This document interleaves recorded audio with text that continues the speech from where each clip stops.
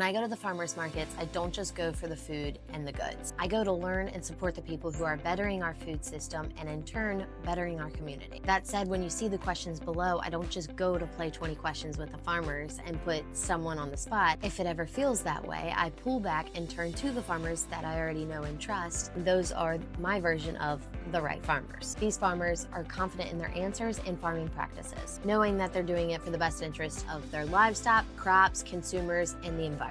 The way they explain things makes logical sense, sparking a curiosity for me to learn more about their farming practices and farming practices as a whole, and also snag different crops and cuts of meats to try during the week and then report back the following week, which then makes it an entire experience of learning more about my foods and gaining more trust in our food system. If any of this resonates with you, glance over the questions below and start chatting with the farmers at the market. Take advantage of the opportunity to meet some of the people who have a huge impact on your quality of life.